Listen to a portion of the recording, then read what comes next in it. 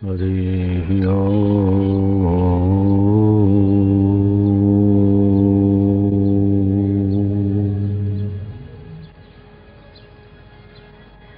हरि हरि ओम।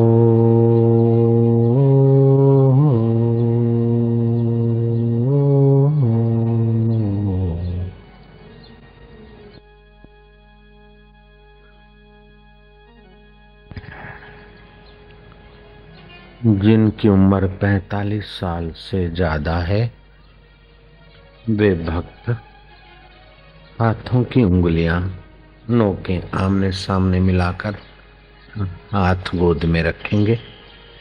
45 साल से कम है, पहली उंगली अंगूठे के नीचे, 3 उंगली सीधी, दोनों हाथ घुटनों पर।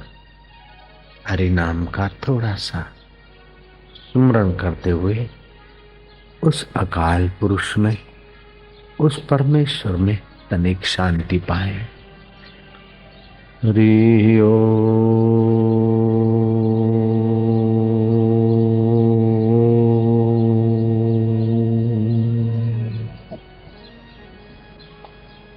हरि ओम।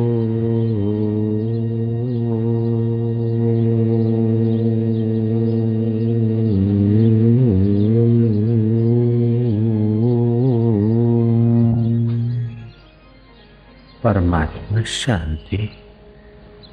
हरि हरि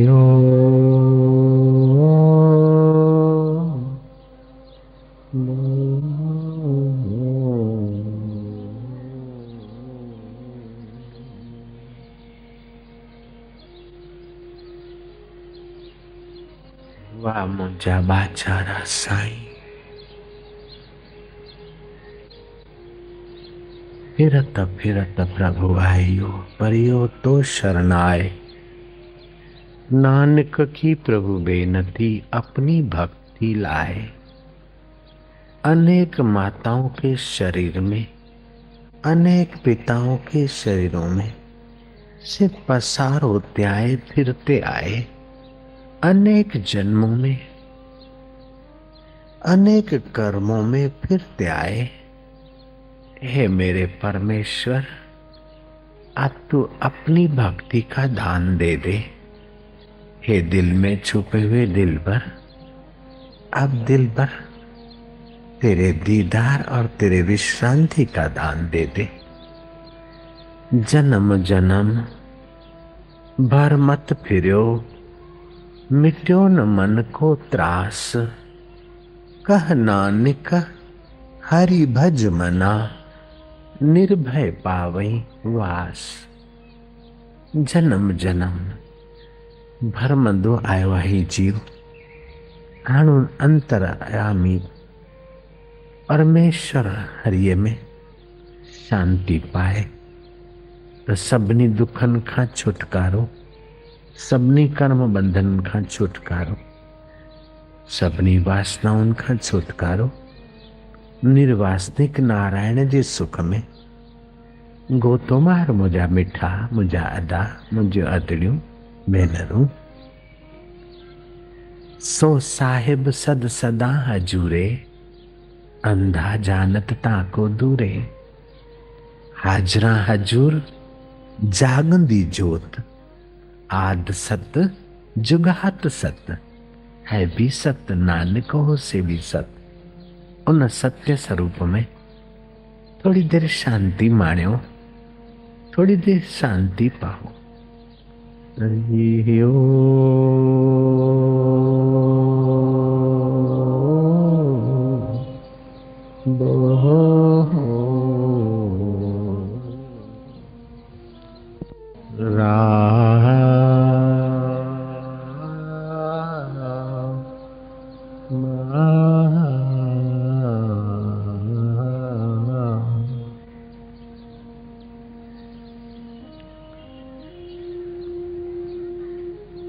अश्वमेघ सहस्राणि, अश्वमेघ सहस्र।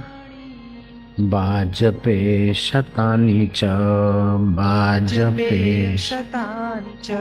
शुकशास्त्र कथायाश्च, शुकशास्त्र छायाश्च कला न हन्ति षोडशं कला न हन्ति षोडशम्। 1000 अश्वमेघ यज्ञ कर ले कोई, सैकड़ों वाजपेयी यज्ञ कर ले कोई, लेकिन भगवत कथा के आगे उनका पुण्य प्रभाव 16वां हिस्सा भी नहीं।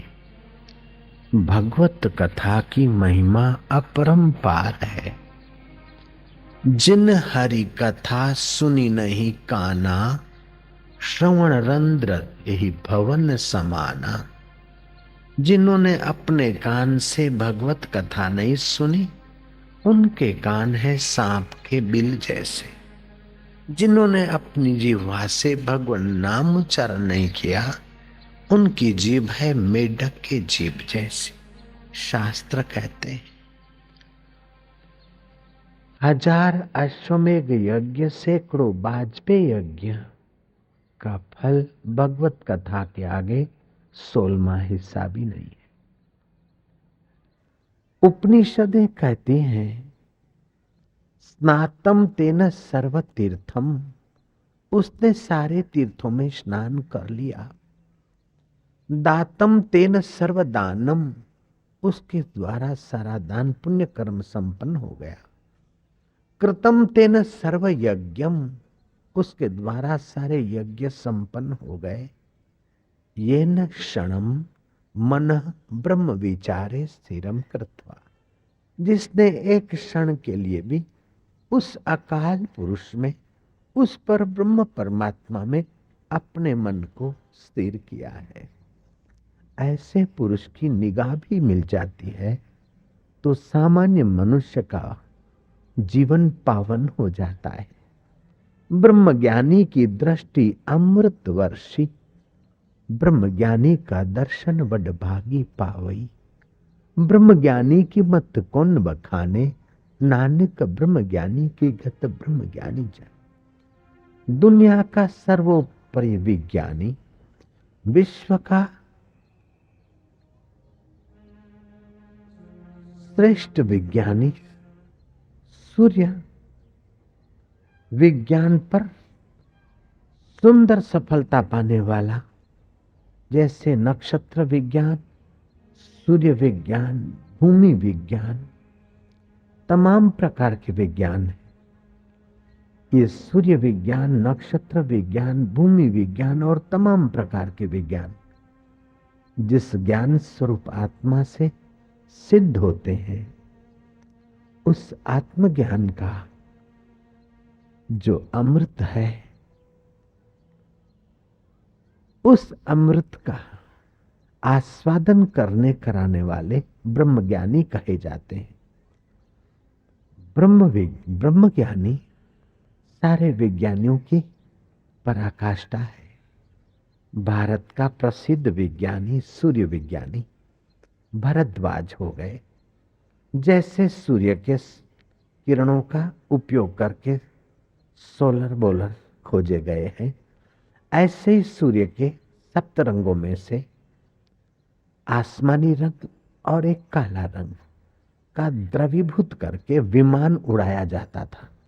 और वो जहाज कलाक में 1000 माइल की गति वाला, 2000 माइल की गति वाला और 20,000 तक की माइल की गति वाले जहाज भरद्वाज ने खोजे। कर्दम ऋषि ने योग शक्ति से काम आख्यायक विमान बनाया, जो हर मौसम में अनुकूल जल में चल सके, थल में चल सके और गुरुत्व आकर्षण नियम के पार भी जा सके। कामाख्या विमान में उन्होंने अपना गृहस्थी जीवन जिया। भोजनशाला अलग, शयन खंड अलग, विहार करने की जगह अलग, बाग बगीचे भी। और उस विमान के जो पक्षी थे, वे पक्षी ब्रह्मा जी की सृष्टि के पक्षी उनके साथ आकर के लोल करते थे। कर्दम ऋषि ने अपनी सती साध्वी जैसी मनु महाराज की पुत्री देवहूति से विवाह किया था। देवहूति पति परायणा पूछ पूछ कर सेवा नहीं करे। पति को कौन सा आहार अनुकूल पड़ेगा, पति को इस वक्त कौन सी बात से उत्साह आनंद और उमंग आएगा, पति का जीवन अपने लक्ष्य में और उन्नत कैसे होगा, ये सब जानती थी। पति की मानो वो अंतर्यामी थी।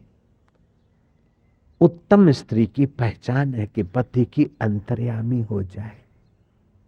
उत्तम सेवक की पहचान है कि स्वामी का अंतर्यामी हो जाए। उत्तम भक्त की पहचान है कि भगवान का अंतर्यामी हो जाए। और उत्तम शिष्य की पहचान है कि गुरु का अंतर्यामी हो जाए, कि गुरु किस बात पर किस वक्त क्या दिया जाए। बाला और मर्दाना का नाम क्यों आता है, भाई बूढ़े का नाम क्यों आता है, विवेकानंद का नाम रामकृष्ण के साथ क्यों जुड़ गया, वो गुरु के अंतर्यामी हो गए। ऐसे वो पति की अंतर्यामी देवी थी। एक छत्र सम्राट मनु महाराज वृक्ष के नीचे बैठे कर्दम ऋषि को अपनी कन्या बिहा के दे गए, और ऐसी कन्या ने सेवा की कि कर्दम ऋषि का योग सिद्ध हुआ। वर्षों बीत गए। जब समाधि सिद्ध हुई तो कर्दम पूछते अपनी पत्नी को कि देवी तुम कौन हो, कैसे रही होगी संयम से, कैसे रही होगी सेवा में। कर्दम पूछते देवी तुम कौन हो, बोले मेरे पिता माता कन्यादान करके गए थे आपके चरणों में, मैं वही देवहूति हूं। अच्छा अच्छा, हाँ हाँ, तुमने तो अपनी काया को सुखा दिया है। बोले देव, मिटने वाली काया अमिट ईश्वर के लिए काम आ जाए। पत्थर की मूर्ति में श्रद्धा करने से मनोवांछित फल मिलता है, तो आप तो जागृत मूर्ति हैं और पति परमात्मा स्वरूप है। आपकी सेवा में मैंने थोड़ा सा कष्ट सह लिया तो क्या है। ये भारतीय संस्कृति पत्थर में भगवान प्रकट करा सकती है, तो पति में छुपे हुए भगवान के द्वारा भी बहुत कुछ प्रिय और आशीर्वाद और मुक्ति दिला सकती। देवी अब तुम मेरे साथ विवाहित तो हो गए हो, लेकिन पेड़ के नीचे गृहस्थी जीवन तो नहीं जिया जाएगा। मुझे योग शक्ति से जो मिला है उसमें आधी तुम भागीदार। जो मुक्ति मुझे मिले वो तुम्हें भी मिलेगी। वे पति महामूर्ख हैं जो अपनी पत्नी को भगवान की साधना से रोकते हैं, और वो स्त्रियां महामूर्ख है जो पति को रोकती। क्योंकि जो भगवत साधना करता है उसकी उन्नति होती तो अर्धांगिनी को हिस्सा मिल जाता है, अर्धांगिनी की उन्नति होती है तो पति को हिस्सा मिल जाता है। जैसे डायनामो घूमता है ऊर्जा बनती है, ऐसे जो जप करते हैं, सत्कर्म करते हैं, ध्यान करते हैं, उनकी आध्यात्मिक ऊर्जा बनती है। प्राण शक्ति और आध्यात्मिक विद्युत शक्ति, ये जितनी जीवन में ज्यादा उतना वो ऊंचा व्यक्ति। सामान्य व्यक्तियों के जीवन में प्राण शक्ति और विद्युत शक्ति 2-3% होती है। गया बीता गया गुजरा जीवन बिताते हैं, आटा दाल रोजी रोटी में ही खप जाते हैं। कुछ लोगों की प्राण शक्ति जीवनी शक्ति 4-5% डेवलप होती है। जाने अनजाने समाज में उनका कोई कुछ ऊंचा स्थान होता है। आइंस्टाइन जैसे ने अपनी प्राण शक्ति जीवनी शक्ति 10% जगाने में सफलता पाई और रिसर्च की दुनिया में लगाए और प्रसिद्ध हो गए। गांधी जी ने प्रतिदिन प्रार्थना और राम नाम के रटन से अनजाने में वह प्राण शक्ति का कुछ हिस्सा जगाया, 40 करोड़ के तारणहार हो गए। बालिया लुटारा था, नारद जी ने मंत्र दीक्षा दी और बालिया लग गया। प्राण शक्ति और जीवन शक्ति जागृत करते करते इस केंद्र तक पहुंचा। अनहद सुनो बड़ भागिया सकल मनोरथ पूरे। जिसके जीवन में जितनी प्राण शक्ति ऊर्जा उतना उसका जीवन महत्वपूर्ण है। इस योगी ने प्राण शक्ति को खूब जगाई, जीवनी शक्ति पर इनकी कमांड थी। चलो देवी, पतली दुबली हो, सरोवर में स्नान करो। खूबसूरती तो तुम्हारी अपनी है, लेकिन स्वास्थ्य और वस्त्र सहित तुम निकलोगी। योग शक्ति से दृष्टि डाल दी। पतली हड़पिंजर सेवा करके हो गई। देवहूति सरोवर में नहाने को गई, सजी दजी महारानी होकर आई। करदम ऋषि ने प्रवेश किया और दुल्हा जैसे रुष्ट पुष्ट होकर आ गए। अब हम स्वस्थ तो दुल्हा दुल्हन जैसे तो हो गए, लेकिन घर भी तो चाहिए। कामाख्या विमान बनाया, उस विमान में वर्षों तक रहे और 9 कन्याओं को जन्म दिया। सती अनुष्या का विवाह कराया, जिससे भगवान दत्तात्रेय जन्मे थे, जयराम जी की। अरुंधति का विवाह किया, जो वशिष्ठ महाराज को दी और राम की गुरु माता बनी। इस प्रकार 9 कन्याओं का विवाह करा दिया।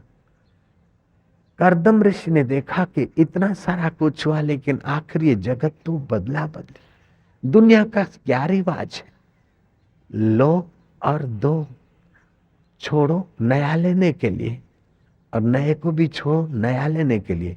ये सारा संसार ग्रहण और त्याग के चक्र पर है।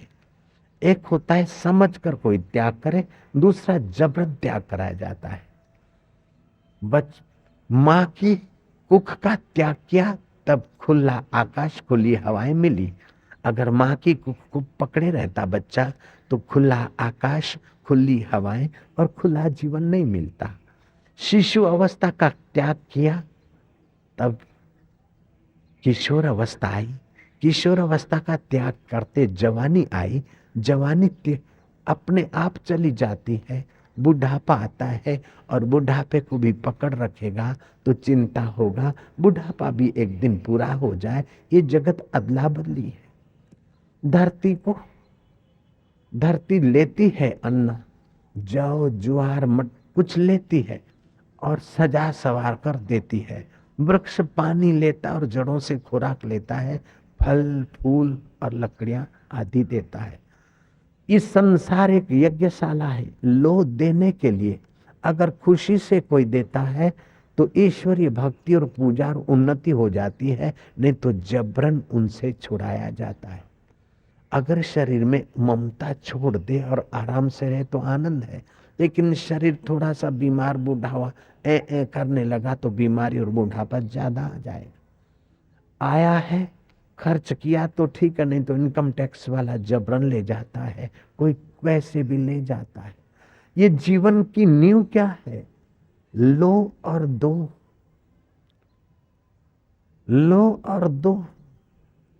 दो इसलिए कि नया ले सको। कल का तुमने खाया है, वो अगर नहीं छोड़ो तो आज नहीं खा सकते हो।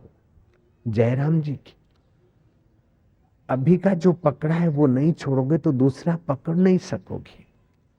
ऐसे ही ये जीवन त्याग, ग्रहण और त्याग, ग्रहण और त्याग, ग्रहण और त्याग करते करते ऊपर उठते उठते जिसकी शक्ति से ग्रहण त्याग होता है, उस चैतन्य आत्मा को मेरा स्वरूप जानकर मुक्त होने के लिए है। जहाज में कब तक घूमेंगे? कितना बड़ा सिद्ध योगी है। भगवान वशिष्ठ जिसके जमाई है, दत्तात्रेय भगवान जिसका दोता है, कपिल भगवान जिसका पुत्र है, और एक छत्र धरती का सम्राट मनु महाराज जिसका ससरा है। और तो महाराज क्या बताऊं, मनु महाराज राजा होते हुए भी इतने ज्ञानी और महान थे कि भरद्वाज ऋषि जिसने सूर्य विज्ञान पर पहला कमांड पाई थी, 1 घंटे में 20,000 माइल की गति से जहाज चल सके, अभी विज्ञानी उसके शास्त्र पर अनुसंधान करके कुछ कुछ समझ रहे हैं और बड़ी संभावनाएं बता रहे हैं। ऐसा भरद्वाज उनसे ज्ञान लेने गया था मनु महाराज से, और वो मनु स्मृति बनी। ऐसे मनु महाराज चलकर पेड़ के नीचे बैठे हुए करदम ऋषि को अपनी कन्या अर्पण करके चले जाते हैं। कैसी महिमा है योग की, कैसी महिमा है ज्ञान की। लेकिन इस योगी ने, ज्ञानी ने त्याग और ग्रहण के नियम को भी प्रत्यक्ष दिखा दिया। पत्नी को कहा कि देवी अब मैं जाऊंगा एकांत में।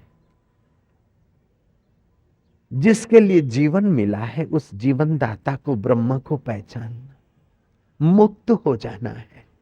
मौत आकर बलात् से गला दबोच ले, उसके पहले शरीर में नहीं हूं, मन में नहीं हूं, बुद्धि में नहीं हूं।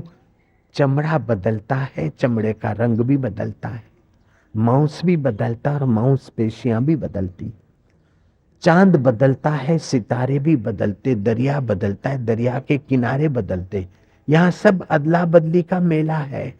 उस अदला बदली के मेले को जानने वाला जो साक्षी स्वरूप है, ज्योति स्वरूप है, उस आत्मा को जानने के लिए मैं अब ग्रह का त्याग करता हूं। आपके पास है क्या? कल्याण में 1-2 फ्लैट होगा, और क्या होगा यार? बंबई में मुलजी जैसा मार्केट में 5 दुकान हो गया, फिर क्या हो गया?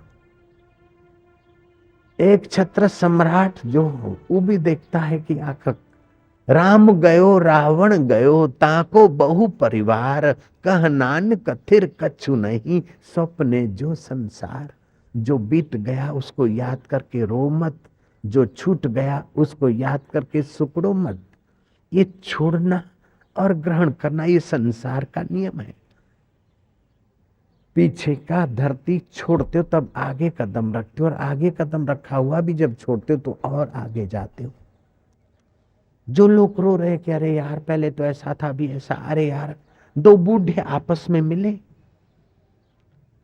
40-50 साल के बाद, अरे यार मैं तो मद्रास में सेट हो गया। दूसरे ने कहा हम दोनों साथी थे, मैं यार दिल्ली में सेट हो गया।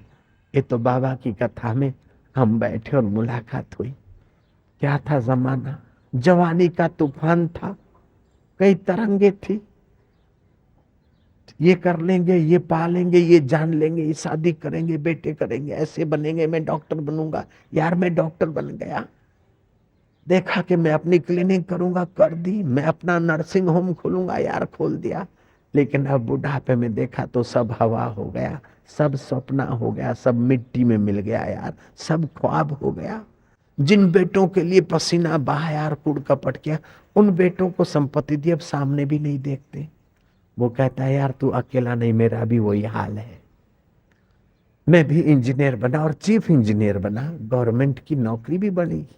बड़े बड़े कॉन्ट्रैक्टरों मेरे घर पे चक्कर लगाते थे, लेकिन अब तो चपरासी भी मेरे सामने नहीं देखता है, क्योंकि बुढ़ापा हो गया। अब तो कोने में पड़े यार, संसार कोई सार नहीं। वही बच्चा था कि माँ के बिना 10 मिनट उसके लिए भारी पड़ते थे। 1-8 घंटा माँ चली गई तो दूध पीने वाला बच्चा रोता था, माँ माँ माँ माँ माँ माँ माँ। लेकिन जब बच्चा दूध की जरूरत नहीं रही, बड़ा हो गया और माँ की जीवन शक्ति शरीर में दूध बनाने के काबिल नहीं रही, माँ बुढ़िया हो गई, तो जो 1 घंटा माँ की गोद के बिना नहीं रहते थे, अब 10-10 दिन माँ का मुंह देखने ले जाते। ये संसार तो अदला बदली है यार। Young person says life is full of Joy, but wise person says life is full of सारो। जवान समझते हैं क्या क्या तरंग उठती है, क्या क्या लहर उठती है। मैं ये करूंगा, मैं ये बनूंगा, मैं डॉक्टर बनूंगा, मैं सेठ बनूंगा, मैं शादी करूंगा, मैं ऐसा करूंगा। एक लड़का कुछ ठीक ठीक हो रहा था किशोरावस्था। बाप ने कहा बेटा तू शादी करेगा? बोले शादी तो मैं करूंगा। तो बेटा बारात में किसको किसको ले जाएगा? बोले मोहन को ले जाऊंगा, फलाने को ले जाऊंगा, किशोर को ले जाऊंगा, और मेरी बहन को ले जाऊंगा, मेरे छोटे भाई को ले जाऊंगा। बाप ने पूछा बेटा मेरे को ले जाएगा कि नहीं? बोले तुमको तो कभी नहीं ले जाऊंगा। बोले क्यों? बोले तुम्हारी शादी में तुम मेरे को नहीं ले गए तो मैं तुमको कैसे ले जाऊंगा? जयराम जी बोलना पड़ेगा। लेकिन वो बुद्धि भी बदल गई यार, वो शरीर भी बदल गया और तोतली मोतली भाषा भी बदल गई, बुद्धि भी बदल गई। अब तो हम बूढ़े हो गए, संसार ऐसे ही है। ऐसा करके वो दोनों बूढ़े दुख रो रहे थे। इतने में सत्संग की बात याद आ गई। दोनों ने एक दूसरे को ताली मारी, यार सब बदल गया तो बदल गया, लेकिन एक चेतन तो नहीं बदला। जो नहीं बदला वही अपना आत्मा है, बाकी तो जगत है अदला बदला।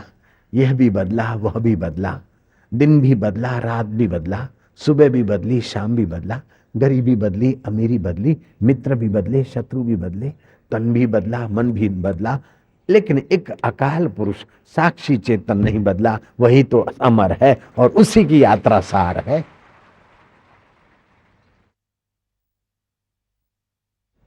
उसकी यात्रा सार ये कथा से सुना था, इसलिए उस सार में थोड़े विश्रांति पाए। भागवत में कथा थी कि विदुर जी यात्रा करते जब लौटे हस्तिनापुर, युधिष्ठिर ने उनको देखा और बड़ी आगता स्वागता की कि काका विदुर जी, जैसे पक्षी अपने पंखों से बच्चों को पोषता है, ऐसे आपने हमारा पक्ष लेकर पक्षी की नाई हमारा पोषण किया। कहा तो हमको लाक्षागृह में जलाने का प्लानिंग, और आप ही ने हमारा पक्ष लेकर हमारी रक्षा की थी। आपने हमारे जीवन में कदम कदम पर हमारा पक्ष लेकर हमारी रक्षा की थी। हम आपके बड़े आभारी हैं। और सब विदुर जी ने बात बताई, लेकिन द्वारका में यदुवंशियों ने अपनी यात्रा पूर्ण कर ली। श्री कृष्ण अंतर्धान हो गए। ये दुख की बात नहीं बताई। दुख की बात किसी को जल्दी से नहीं बतानी चाहिए, और बताओ तो उसका दुख बढ़े ऐसे ढंग से न बताओ। मानो किसी के बेटे का फ्रैक्चर हो गया है और आपको बताना है, तो भाई फलाना भाई, हेलो, क्या, कौन, कि फलाना भाई, अच्छा मैं आपको एक बात बताना चाहता हूं। हम बोले भाई कहिए कहिए। बोले बात तो कोई खास नहीं है, संसार है, कई जगह पर हवाई जहाज एक्सीडेंट होते, हड्डी पसली भी मिलती नहीं, कई जगह पर बम ब्लास्टिंग होते, आग लगती, कई लोग मर जाते हैं। ये संसार है, आत्मा तो अमर है, शरीरों में तो ऐसा होता रहता है। लेकिन भाई तुम क्या बोलना चाहते हो, बोलो नहीं। बोले हम ये बोलना चाहते हैं कि आपके तो लोगों का तो एक ही बेटा होता है और एक्सीडेंट में मर जाता है, लेकिन आपके तो 3 बेटे हैं, 2 तो खुश घूम रहे, तीसरे को थोड़ा सा देखो तुम। अरे क्या हुआ क्या हुआ, अरे मैं नहीं बताता, आप में सहन शक्ति नहीं, आप हिम्मत करिए, जरा सी बात सुनो, आप मेरे को वचन दो कि आप दुखी नहीं होंगे, परेशान नहीं होंगे, तो मैं बताऊंगा। बोले अच्छा बताओ बताओ। क्या आपके बेटे का दायां पैर ठीक है, दायां हाथ भी ठीक है, दोनों आंखें भी ठीक है, सिर भी ठीक है, खाली बाएं पैर में, क्या क्या बाएं पैर में, अरे बाएं पैर में थोड़ा सा फ्रैक्चर हुआ, बाकी सब ठीक है, आप दुखी न होना, उपाय करना। आपने उसको दुख की बात तो सुनाई, लेकिन दुख सहने की शक्ति दे दी। आपने एक यज्ञ कर दिया, पुण्य कर्म कर दिया। कुछ लोग ऐसे भोले होते हैं कि परिश्रम की कमाई से और बहुत यत्नों से संबंध जोड़ते हैं, लेकिन बात करने का ढंग न होने के कारण तू तड़ाके की बात करके मेहनत और परिश्रम से उपयोगी संबंध झटके भर में तोड़ देते हैं। केतरन खे वरी आदत होंदी आहे टोकबाजी करन जी। यहाँ तक केतरन खे आदत होंदी आहे, प्यार होंदा नहीं, यार छा करियूं, धंधो ही मंदो आहे, यार हीअं करियूं, अरे यार ऐसा यार खंग थी पई आहे, खंग चंदी हाणे थी रहा, ही मूं ढिजे तो घर में ठीक आहे, मुंहिंजी क्रेडिट, अरे थी त थी अंगूठे ते खंग थी तो पंहिंजो फुला बुला खा, धाणियूं बाणियूं खा, ठीक थी वेंदे। पर यार रत कमज़ोरी थी वई आहे, अरे कमज़ोर रत जी कमी थी वई आहे, टमाटनि जो सुबुह जो नाश्तो करे यार, यार खून ख़राब थी, यार टमाटा खा, यार डायबिटीज थी, यार टमाटा खा, यार शरीर में थकान थोड़ो टमाटनि जो रस पीअंदो कर। टमाटा पथरीअ जी बीमारी में टमाटा न खाए, बाक़ी टमाटा त आहा, ॾिसण में बि ॻाढ़ा गिट ऐं कन बि ॻाढ़ा गिट, यार वठी टमाटा 500 ग्राम वेही खाइण लॻो, अरे मां ऊंदहि थो करी यार, ही साईं चयो टमाटा खाइजनि, अधु किलो खाई छॾिया, न 50 ग्राम खा, पोइ 60, 80, 100, वध में वधि 200 250 ग्राम टमाटो या टमाटे जो जूस, ये टमाटे जो जूस शरीर रखे पुष्टि तो दे, ये सत विचार ऐं सत्संग तव्हां के पुष्टि तो दे ऐं तव्हांखे लालम लाल तो करे छॾे। इहो सत्संग अपरंपार कल्याणकारी है। एक एक कदम चलकर ब्रह्म ज्ञान की कथा में जाते एक एक यज्ञ करने का फल होता है। श्रद्धा से बैठकर सुनते भक्ति योग का फल होता है। और ज्ञान तो ऐसे ही मिलता है। ज्ञान योग का फल, कर्म योग, भक्ति योग और ज्ञान योग, तीनों योग एक साथ में हो। यज्ञ करने में तो विदुर यज्ञ नहीं कर सकता है। जिसकी पत्नी मर गई वो यज्ञ में नहीं बैठ सकता। विधवा माई यज्ञ नहीं कर सकती है। काढ़ा और कोढ़ी यज्ञ में नहीं बैठ सकता है। और यज्ञ जो करते वो तो धुआं चाटे, ताप सहे और भविष्य में पुण्य मिलेगा और पुण्य को भोगेगा तभी सुख मिलेगा और अंत में स्वर्ग से गिराया जाएगा। लेकिन सत्संग में तो मेहनत तो संत करे और कानों के द्वारा अमृत रस अपने को मिले, कोई भी आए और सबको महायज्ञ का फल मिल जाए। ये सत्संग की महिमा अपरंपार है। एक घड़ी आधी घड़ी आधी मैं पुनि आध, तुलसी संगत साधकी हरे कोटि अपराध। गाय सारा दिन घूमती है, मेहनत से शरीर में दूध बनाती है, लेकिन बछड़े के आगे तो तैयार दूध, उसके शरीर का दूध स्तनों में आ जाता है और बछड़े को तो खाली धावण करना पड़ता, कभी कभी फेंटा मारना पड़ता है। इन संत ने अगले जन्म में इस जन्म में जो साधन भजन किया और जो क्रीम क्रीम योग वशिष्ठ का, उपनिषदों का, गीता का, रामायण का, ध्यान का, यज्ञ का, जप का, तप का, जो जो सार पाया, ईश्वर को पा लिया। ईश्वर को छूकर संत की वाणी आती है और श्रोता रूपी बछड़े को तो फेटा भी नहीं मारना पड़ता, सीधा कान में उतर के दिल दिमाग को पावन कर देती है। अहमदाबाद बम्बई के रूट पर मियाँ गांव स्टेशन आता है। मियाँ गांव से थोड़ा सा उधर नर्मदा किनारे रंगअवधूत महाराज हो गए एक संत। बम्बई के कुछ लोग जाते पैदल पैदल रंगअवधूत के दर्शन करते नर्मदा किनारे। कई वर्षों से ये सिलसिला चला, पैदल यात्रा गुरु के दर्शन करने। एक दिन उन्होंने कहा कि बाबा जी, बेटे तो बाप के पास आए लेकिन बाप को भी बेटों की खबर लेने आना चाहिए। प्रार्थना करते करते तारीख तय हुई। रंगअवधूत महाराज ने बम्बई में आने की हाँ बोल दी। बाबा जी 6 बजे वहां से कार में बैठेंगे, 12 बजे सत्संग हाल में बाबा जी का दर्शन सत्संग होगा। लोग कोई 11 बजे आए, कोई 12 बजे आए, कोई 1 बजे, कोई 2 बजे, कोई आए फिर चले गए, कोई आधी तारीख भर के आए, कोई साइन करके आए। बाबा जी शाम को 5:30 बजे तब तक नहीं। सत्संग हाल सजाया धजाया था, 1000-1500 आदमी पैक हो जाए ऐसा बढ़िया व्यवस्था भी की थी। होते होते शाम के 6 बजे और बाबा जी आए, मंच पे बैठे। रंगअवधूत महाराज की जय, सतगुरुदेव की जय।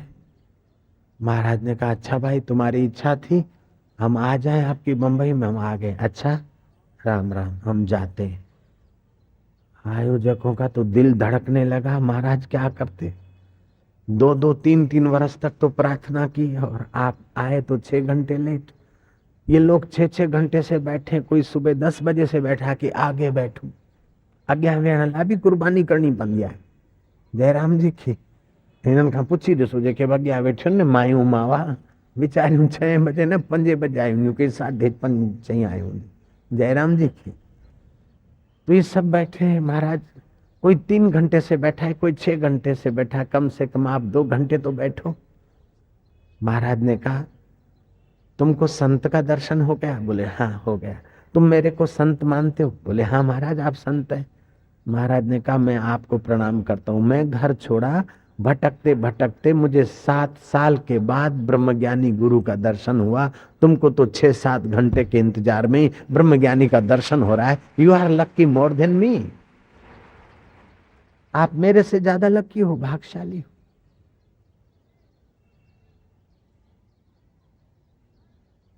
उन दोनों बूढ़ों को ब्रह्मज्ञानी गुरु के सत्संग की बात याद आई। आखिर वे बूढ़े ताली लगाकर हंसने लगे, गाने लगे। जन्म भी बदला, गमन भी बदला, श्रवण भी बदला, मनन भी बदला, एक चेतन ना बदला है। ये जग तो अदला बदली है, एक आत्मा ना बदला है, वही अमर आत्मा हम है यार। अब फिकर फेंको कुएं में। संसार का ये नियम है, लेके दो, लेके दो, लेके दो। जो लेके देने का नियम नहीं जानते वो जबरन पकड़ रखते और उनसे जबरन छुड़ाया जाता है। जो बीत गई सो बीत गई, तकदीर का शिकवा कौन करे, जो तीर कमान से निकल गई उस तीर का पीछा कौन करे। विदुर ने कहा कि हमने ये यात्रा की, ऐसे ऐसे हुआ, लेकिन संसार सब बदला बदली का था। वो दिन थे कि तुम बालक थे, वो दिन थे तुम युवान थे, और वो भी दिन थे कि वो समझौता नहीं कर रहा था, अपनी डिंग हाँक रहा था। दुर्योधन, शाकुनी उसके साथ कूड़ कपट करके आपको लाक्षागृह में भेजा, लेकिन सपना हो गया।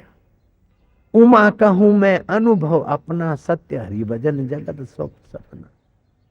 इस संसार में परिवर्तन होता ही रहता है, बदलाहट होता ही रहता है, लेकिन इस बदलाहट को जो देखता है वो अबदल आत्मा है। वे ॾींहं याद करियो, मूंखे चॉकलेट उहे कंदा, हींअर ॾाढियूं मुछूं रखी वञो, पेंटूं बेंटूं पाए भाई थी पिया घुमो, लेकिन वो दिन भी तो थे। एक बिस्किट के लिए हंस रहे थे, रो रहे थे, एक चवन्नी के लिए दुखी सुखी होते थे, क्योंकि बच्चे थे। जैसे उस दिन की बुद्धि बच्चा था और रो रहे थे, ऐसे जगत की चीजों के लिए अगर दुखी होता है या खुश होता है तो अभी भी बच्चा है। जब ब्रह्म ज्ञान होगा तो बोलेगा ये भी एक चॉकलेट और लॉलीपॉप। न खुशी अच्छी है न मलाल अच्छा है, यार जिसमें रख दे वो हाल अच्छा है। हमारी न आरजू है न जुस्तजू है, हम राजी उसमें जिसमें तेरी रजा है। कर्तव्य करो, मेहनत करो, उत्साह से पुरुषार्थ करो, ठीक पाओ, ठीक रखो, ठीक उपयोग करो, लेकिन फिर अंदर से समझो कि मूल शक्ति परमात्मा है, वही मेरा आत्मा है। माँ के शरीर में बल था, हमारे उपयोग में आती थी, हम माँ के लिए तड़पते थे। माँ का शरीर निर्बल हुआ, हमारे उपयोग के काबिल उसके शरीर नहीं रहा, और हम अन्न और जल खा रहे हैं, माँ को कौन पूछता है। ये सारा जगत उपयोगिता से बंधा है। जय राम जी की। अब माँ आंसू बहा के देखो, वो मेरे बेटे थे, आधा घंटा मेरे सिवा नहीं जीते थे, अब देखो 10-10 दिन तक मेरे को नहीं मिलते। माँ को रोना नहीं चाहिए, माँ समझे इन्हें जो नालो ही संसार है। जय राम जी की। बाप भी यही समझे कि इसी का नाम संसार है, पत्नी भी यही समझे कि इसी का नाम संसार है, पति भी यही समझे इसका नाम संसार है। तुम फरियाद मत करो, तुम इसमें से ज्ञान ले लो। जय राम जी की। छा करूं यार, पहिरीं त ॾाढो मुंहिंजे पुठियां पुठियां घुमंदो, हाणे वरी ॿ पैसा थी विया, साम्हूं ई नथो ॼाणे। अरे हूं छा थो करीं, पंहिंजो दिलि छो थो तपाई, इन जो नालो संसार है, तूं पंहिंजे दिल में दिलबर खे याद कर। पार्वती जी को शिव जी ने कहा कि तेरे पिता ने तो मेरी बेइज्जती करने के लिए यज्ञ किया है और जानबूझ के आमंत्रण नहीं दिया है। भूल से अगर वो आमंत्रण देना भूल गए तो आप जा सकती है, लेकिन ये तो जानबूझ के कर रहे हैं, तो क्यों जाना। पार्वती ने कहा कि आप तो पुरुष है, मैं तो महिला हूं, हम तो स्नेह प्रधान होते, मेरी बहनें आई होंगी, मेरे जीजाजी आए होंगे, मेरी माँ, मैं तो माँ तो वन्या हेडा मुखे मोकल दो ना, माँ तो मायटे वन्या। शिव जी ने कहा भाई जब तुम नहीं मानती तो तेरी मर्जी। पार्वती गई तो पार्वती को बाजा बजाने का बड़ा शौक था। मृदंग ले गया, कोई किसी ने मृदंग, किसी ने तुर, किसी ने वीणा, उनके जो चेले चाटी थे भगत वो ले गए। पार्वती शिव जी के साथ जाती तो बड़ी शोभनीय होती। धर्म शक्ति के साथ अगर शिव है, शक्ति के साथ अगर ज्ञान है तो शोभा पाता है, नहीं तो अकेली शक्ति परेशानी पैदा करती। जयराम जी, जीवन में शक्ति चाहिए लेकिन शक्ति के साथ ज्ञान होना चाहिए। जीवन में संग्रह हो लेकिन संग्रह के साथ त्याग भी होना चाहिए। जीवन में मित्र हो लेकिन मित्र की अनासक्ति का ज्ञान भी होना चाहिए। जीवन जीने की कला है कि जब जीवन छोड़ना पड़े शरीर तो छोड़कर जीवन जिससे मिलता है उस जीवन दाता को पहचान कर मुक्त हो जाए, वो मर्द है। करेगा तभी भी वो छोड़ेगा तो नहीं। काल रो रो के देना, हंसते हंसते दे। लाचार होकर छोड़ना तो समझदार होकर छोड़। जो बीत गई सो बीत गई, तकदीर का शिकवा कौन करे। जो तीर कमान से निकल गई उस तीर का पीछा कौन करे, क्यों करे, कब तक करे। जापान में एक संत हो गए जिनका नाम था मेइजी। उनके शिष्य का नाम था क्योइची। क्योटो राज्य के राज्यपाल किटागाकी संत मेइजी के दर्शन करने गए। उसने अपने जो भी राज्यपाल का होता है लेटर वेटर शिष्य को दिया। बोले आपके गुरु को बोलो कि राज्यपाल मिलना चाहता है। क्यों ले गया। गुरु जी के पास अपना, राज्यपाल आपसे मिलना चाहता है। गुरु जी ने कहा राज्यपाल है तो क्या है, क्योटो राज्य का राज्यपाल है तो क्या है, मैं नहीं मिलता। उनको बोलो मेरे पास टाइम नहीं है। गवर्नर को मानो किस थप्पड़ लग गई। अतिथि विशेष करके बुलाते वहां गवर्नर साहब नहीं जाते हैं, और संत मेजी के पास बिना बुलाए गए। और ये क्योची बोलता उनका चेला कि गुरु जी के पास टाइम नहीं। गुरु जी बोलते गेट आउट। व्हाट ही से, what he think in his mind. थोड़ी देर तो उनके मन में जोश आया अपने अहंकार का, लेकिन सावधान हुआ क्योंकि संत का द्वार है। जयराम जी की किसी की 7 पीढ़ी बर्बाद करनी हो तो संत की निंदा करना उसको सिखा दो। जयराम जी की 7 पीढ़ी किसी की बर्बाद करनी हो तो उसको संत की निंदा करने में लगा दो। देर सबेर 7 पीढ़ी बर्बाद हो जाएगी। और 7 पीढ़ी आबाद करनी हो तो संत की श्रद्धा, संत में श्रद्धा और संत सच्चे ब्रह्म ज्ञानी का मंत्र दीक्षा दिला दो, 7 पीढ़ी आबाद हो जाए। संत का निंदक महा हत्यारा, संत का निंदक परमेश्वर मारा। संत के निंदक की पूजे न आश, नानक संत का निंदक सदा निराश। जेको जन्म मरण ते डरे, साध जिना की शरणी पड़े। जेको अपना दुख मिटावे, साध जिना की सेवा पावे। नानक सतगुरु भेटिया, मैल जन्म जन्म दे लथे।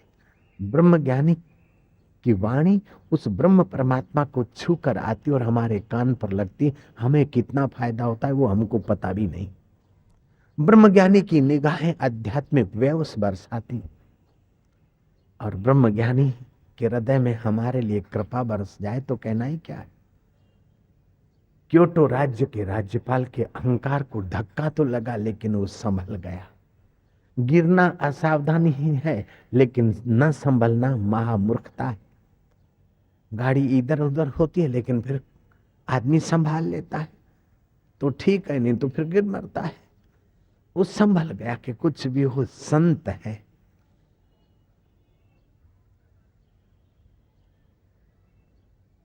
एक छोटी सी चिट्ठी लिखी, संत के सेवक को दिया और बोला गुरु जी को बोलना माफी दे, मैं क्योटो राज्य का राज्यपाल किटागाकी नहीं हूं, पहले मैं इंसान हूं। जयराम जी की राज्यपाल में बाद में हुआ हूं, पहले मैं इंसान हूं और उसके पहले मैं आत्मा हूं।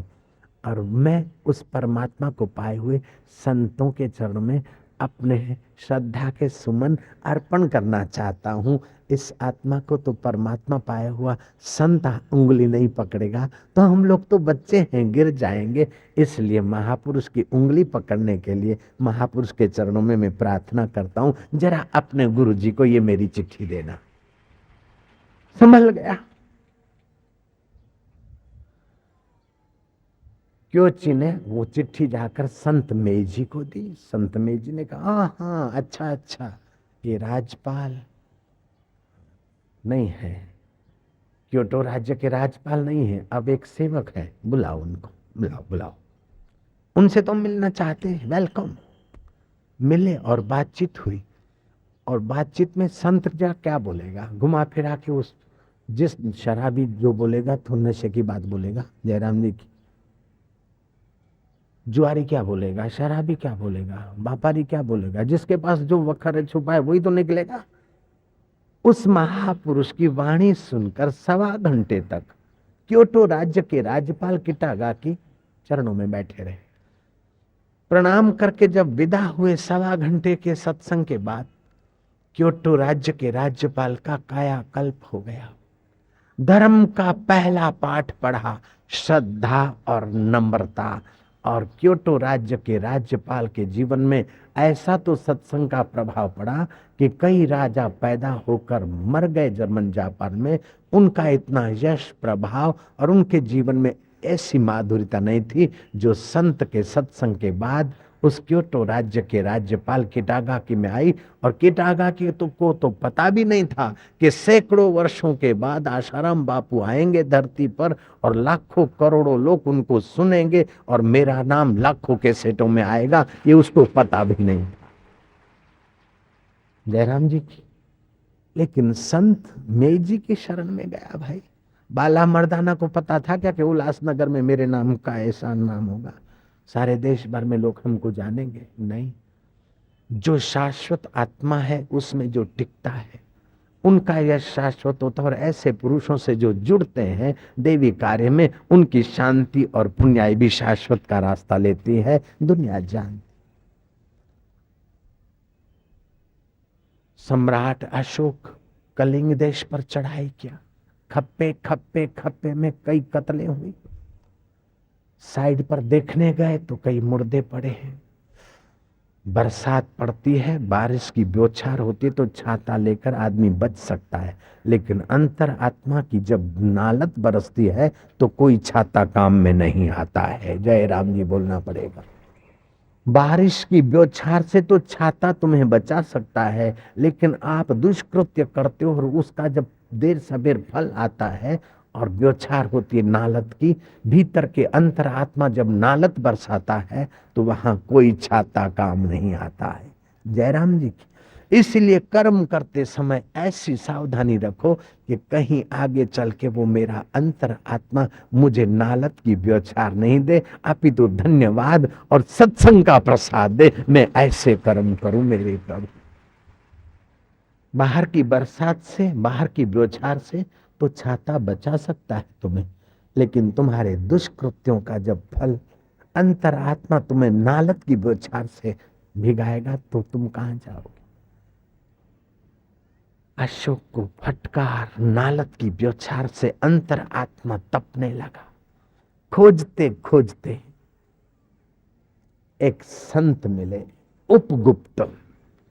उपगुप्त की शरण जाने के बाद धीरे धीरे वो पाप कर्म दूर हुए और जीवन की राह मिली, जीवन जीने का ढंग मिला। और ऐसा जीवन जिया अशोक कि अभी भी अशोक का सिंबल भारत सरकार के रुपए पैसों पर आप और हम देख रहे हैं। जयराम जी की सिंह का चिन्ह। एक बार अशोक के राज्य में अकाल पड़ा। जिनको राशन खरीदने की शक्ति है वो अमुक दुकानों से सस्ते दाम में राशन खरीदें, लेकिन जिनकी आर्थिक स्थिति बिल्कुल नाजुक है वे राजकोष से चलने वाले निःशुल्क फ्री राशन दुकान से राशन ले सकते हैं। अशोक समझ गया कि सब छोड़ के मरना है, जबरन काल छुड़ाए तो अभी से छोड़ना सीखो। गुरु का संग मिल गया था। जयराम जी बोलना पड़ेगा भाई। फ्री राशन की दुकान पर लंबी कतार, दुकान के नौकर देते देते थक गए, रात हुई, दुकान बंद किया। इतने में एक बुढ़ा आया, उसने अपनी चादर पसारी, बोले बाबूजी मेरे को मिल जाए राशन।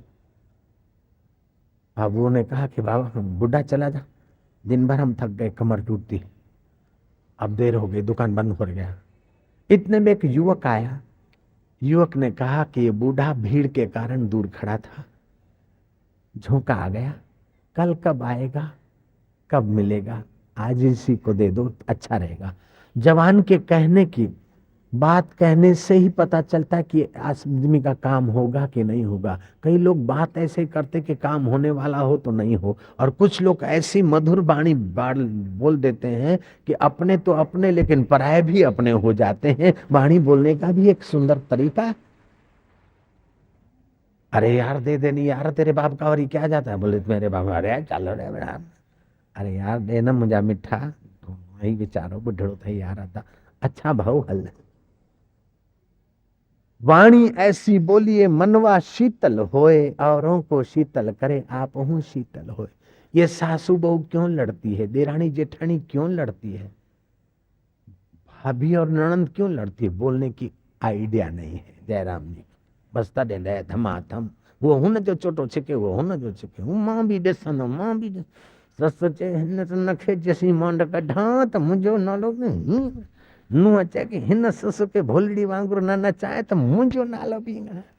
अरे ईअं छो थी करीं भेण अधी अम्मा, भलाई कंदे ता भलो तुंहिंजो थींदो, भलाई जा बाड़ा धणी तोखे ॾींदो। दूसरों को टोटे चबाने की अपेक्षा तो खीर खांड खिलाने की कोशिश कर। जो औरों को देता शक्कर है, खुद भी शक्कर खाता है, औरों को डाले चक्कर में वो खुद भी चक्कर खाता है। शक्कर खिला शक्कर मिले, टक्कर खिला टक्कर मिले, नेकी का बदला नेक है, बदों को बदी देख ले, इसे तू दुनिया मत समझ भैया, ये सागर की मझधार है। औरों का बेड़ा पार कर तेरा बेड़ा पार हो। आप जो भी कुछ देते हैं उधर जाके फिर आपके पास ही रहता है। गुलाब गुलाबी क्यों है? ये गुलाबी रंग देता है वापस, इसलिए गुलाबी है। ये पुष्प सफेद क्यों है? इन्होंने सफेद रंग दिया है इसलिए सफेद है। ये पत्ता हरा क्यों है? इसने हरा रंग देना शुरू किया इसलिए इसके पास हरियाली रह गई। ऐसे ही जो नालत देता है उसके पास नालत ही बरसाने का वातावरण होता है। जो दूसरों को धोखा देता है उसको कोई ना कोई बड़ा धोखा देने वाला आ ही जाता है। और जो दूसरों को प्रेम और आनंद बांटता है, ऐसे संत को करोड़ों लोग प्रेम और आनंद से नमन करते हैं और याद करते हैं। प्रत्यक्ष है जयराम जी की। अगर हम करते यूं, अला बांधू बला बांधू भूत बांधू प्रेत बांधू कन्या मन्या कुर्र, तई मुंहिंजा चेला माता जो गुर्र, दखना धर तू चाहे तर चाहे मर, तो वो माधुर्य नहीं आता, वो आनंद नहीं आता।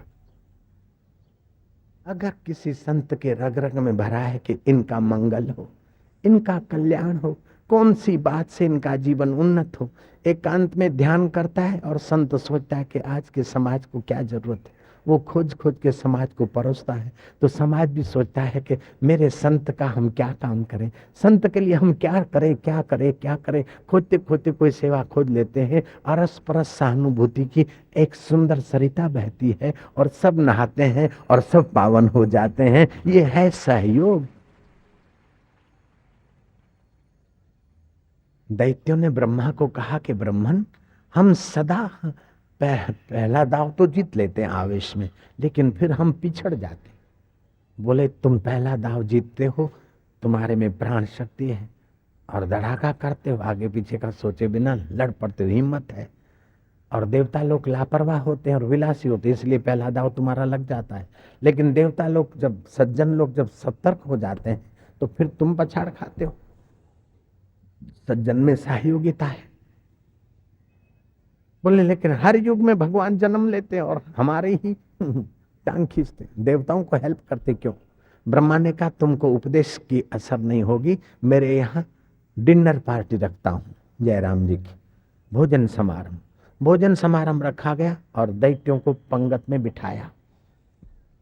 ब्रह्मा जी ने मनोवांछित जो दैत्यों को अच्छा लगे वो भोजन कराया, चरपरा ये वो तीखा तेज मसालेदार भोजन तो मन पसंद था, पत्तल में आ गई, परोस दिया। ब्रह्मा जी ने कहा पुत्रों, जब तक तुम पत्तल पे बैठे रहोगे तुम्हारी हाथ की कोनी सीधी ही रहेगी।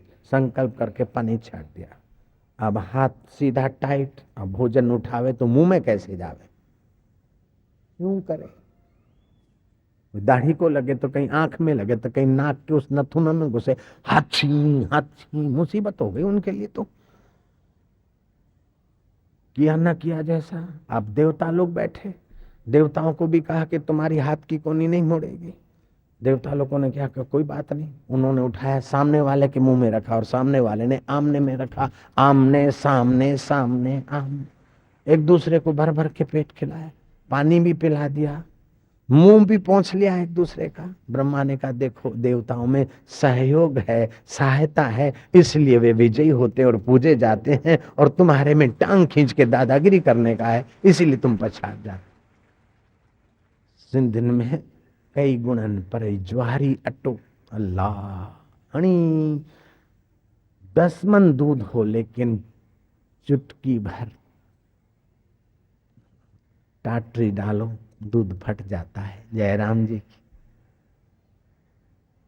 10 मन मीठी सुंदर मिठाई हो लेकिन चुटकी भर जहर डालो मिठाई बिगड़ जाती है। ऐसे और सब आइडिया, लेकिन थोड़ा सा जो फूट है वो हणी कम खराब करे छड़े। जयराम जी की ज्वर जे अटे में हाण मैदो मिलायो बस, कुछ भी आहे पंहिंजो सिंधी बि आहे न यार, कुछ भी आहे पंहिंजो आहे यार। दूसरी बात, जिस किसी को तुम सुधारना चाहते हो, अपना बेटा हो, पत्नी हो, भाई हो, पड़ोसी हो, उसके दुर्गुण दिखाकर, उसको डांट कर, नीचा दिखाकर उसको उपदेश दोगे तो वो सुधरेगा नहीं और बिगड़ेगा।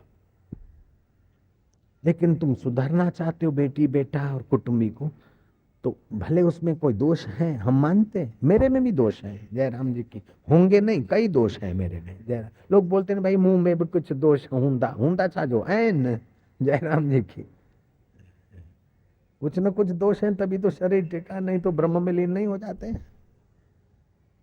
नारायण हरि नारायण चओ न यारा, रूबरू मोगा थी वेठा हो। नारायण हरि नारायण, मायूं भी चवन मावा भी चवन नारायण हरि नारायण हरि। एक आदमी ने सुना कि दिल्ली में जेब कतरे बहुत हैं। उसने देखा जेब कतरे तो क्या, मेरा क्या करते, मैं देखता हूं मेरी जेब कैसे काटते। उसने वो चूरन वाले से नकली नोटें ली, नकली नोटें, ओ 100-100 की, 5-5 पैसे में 100 रुपए की नोट, 10 पैसे की 350 की नोट, 25 पैसे में 500 की नोट। उसने तो महाराज कई हजार रुपए बना लिए 2-4 रुपए में ही, समझ गए, नकली नोट। जेबों में डालकर जहां जहां जेब कतरे हो सकते थे, सिनेमा थिएटरों पे गए, चांदनी चौक भीड़ भड़ाके में गए, रेलवे स्टेशन पर गए, एयरपोर्ट पर गए, टिकट बारी पर गए, सारी दिल्ली छान मारी जहां जेब कतरे हो सकते थे। और कभी कभी तो वो सज्जन क्या करे कि जहां भीड़ हो तो अपना यूं करके खीसा, भाई भले कोई जेब काटे, यूं करे यूं करे। लोग बोले ये कहाँ का डांसर आया है।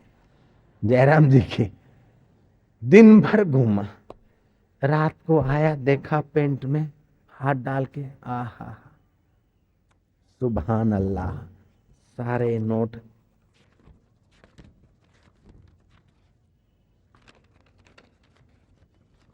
उतने के उतने। नकली नोट भी नहीं कट रहे तो असली क्या करते। ऐसा करके उसने फिर जेब में हाथ डाला, एक चिट्ठी निकली, चिट्ठी में लिखा था पैंट पहनने से कोई बाबूजी नहीं हो जाता है, और नकली नोट रखने से कोई सेठ जी नहीं होता है, असली रखते तो हम भी हाथ मारते और अपना काम करते। तुम्हारा प्रिय मित्र जेब कतरा। अब तो जयराम जी तो चौनी पौनो यार, नकली नोट पैंट पहनने से कोई बाबूजी नहीं हो जाता है, नकली नोट रखने से कोई सेठ जी नहीं हो जाता है। ऐसे ही इस हाड़ मास के शरीर को मैं मानने से कोई महात्मा नहीं हो जाता है, और परिस्थितियों में गुलाटियां खाने से कोई बुद्धिमान नहीं होता है। बुद्धिमान तो वह है कि परिस्थितियां बदलती है, दिन भी बदला, रात भी बदली, सुबह भी बदला, शाम भी बदली, बचपन बदला, जवानी भी बदली, बुढ़ापा भी बदला, सुख भी बदला, दुख भी बदला, मित्र भी बदले, शत्रु भी बदले, सासू भी बदले, बहू भी बदले, नणंद भी बदली, भाभी भी बदली। ये जग है अदला बदली का मेला रे, एक चेतन ना बदला वही है सदा सुहेला। लगी हो तक कल पवई न तो पुछ लगी वार। कोई न कोई सत्कर्म तुम्हारा उस परमेश्वर को पसंद पड़ गया है, वो परमेश्वर को तुम्हारा कोई शुभ कर्म पसंद पड़ गया है। चाहे फिर माँ की सेवा की हो, बाप की हो, पड़ोसी की हो, गरीब की हो, किसी संत के, सच्चे संत के कान में दो वचन सुने हो, कोई न कोई तुम्हारा ऐसा शुभ कर्म है जो अंतर्यामी को पसंद पड़ गया है, इसलिए वो अंतर्यामी तुम्हारे दिल में प्रकट होना चाहता है। और यही कारण है कि तुमको सत्संग में रुचि मिले, ताकि देर सवेर वो प्रकट हो सके। पापी आदमी सत्संग नहीं सुन सकता है, अगर वो सुनने बैठ जाए तो पाप उसके टिक नहीं सकते। तो लाइव प्रोग्राम तो सुनेंगे, घर में भी बुधन ना हों शाबस हो जाए, न था बुधन होने का बुधन वारन के शाबस हो जाए। जो नहीं सुनते तो सुनने वालों को धन्यवाद है, लेकिन उसकी अपेक्षा जो 4 कदम चलकर आते हैं, कुछ कठिनाइयां सहते हैं, उनके सुनने का मजा कुछ निराला ही होता है। जय राम जी। नारायण हरि नारायण चो न मुयू मायू भेजू चो न थी मावा भी चवन मायू भी चवन। नारायण हरि नारायण हरि नारायण। भगवान कपिल कर्दम के घर अवतरित हुए। ब्रह्मा जी ने स्तुति की, देवताओं ने पुष्पों की वृष्टि की। कर्दम ऋषि ने कहा कि प्रभु अब हम चाहते हैं। कपिल भगवान ने कहा कि जीवन में त्याग का सामर्थ्य जिसको नहीं है, उसका जीवन तो पशु से बदतर है। आपके अंदर त्याग का सामर्थ्य है, ये लो और त्यागो, यही तो प्रकृति का नियम है। आप भले जाओ मुक्ति के रास्ते। कर्दम ऋषि चले गए एकांत में, अपने श्वासोश्वास में अजपा जाप करते उस ब्रह्म स्वरूप में टिके। ये शरीर पंचभूतों का है, मन प्रकृति का है, बुद्धि बदलने वाली है, जो अबदल आत्मा है सो हम शिवो हम। ब्रह्म ज्ञान में टिक गए। देवहूति ने कपिल भगवान को कहा कि मैंने भी अपना अमूल्य जीवन संसार के अनुभव में, संसार के विकारों में, आंखों को कितना भी देखा है लेकिन शांति नहीं मिली, नाक को कितना भी सुंघाया परम शांति नहीं मिली, कान से कितनी भी ताकड़ धिना धिन धुल धमाका कया फिर भी शांति नहीं मिली, शरीर से कितना भी विकारी सुख लिया कोई जिंदगी अब चली गई। आसक्ति बड़ी पाश है। कपिल भगवान कहते कि आसक्ति बड़ा बंधन है, लेकिन वही आसक्ति माता, वही आसक्ति अगर संत के चरणों में आ जाए तो मुक्ति भी हो जाती है। आसक्ति तो है लेकिन संत के चरण में लगा दो बस मुक्ति दायनी। माँ को उपदेश किया कपिल भगवान ने, और माँ देवहूति ने अपनी इंद्रियों को मन में मन को, बुद्धि में बुद्धि को अपने साक्षी ब्रह्म स्वरूप में लगाकर आत्मज्ञान का खजाना पाया। हर्ष से हर्षित हुई, आनंद के 2 आंसू गिरे। वो 2 आंसू गिरे और जहां सिद्धि मिली वो गुजरात में सिद्धपुर तीर्थ क्षेत्र है, और बिंदु सरोवर, माँ के बिंदु जहां गिरे थे हर्ष के, वो बिंदु सरोवर आज भी खबर देता है कि भारत की नारी केवल खा पी कर जीवन बर्बाद करने के लिए नहीं आती है, अपितु जीवन में शाम हो जाए जीवन की, उसके पहले जीवन दाता को पाने के लिए भारत की नारी का लक्ष्य होता है। भगवान कपिल ने भी वो आश्रम छोड़कर, मिलता है त्यागने के लिए, उसका अनुभव किए। चलते चलते कलकत्ता पहुंचे। समुद्र ने उनका स्वागत किया और समुद्र ने हटकर उस योगेश्वर के लिए जगह दी।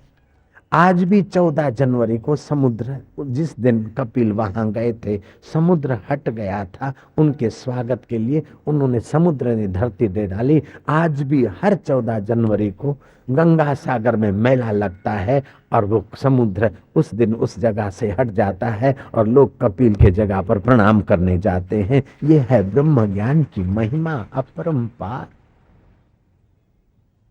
तुम्हारे में कितनी योग्यता है तुम्हें पता ही नहीं।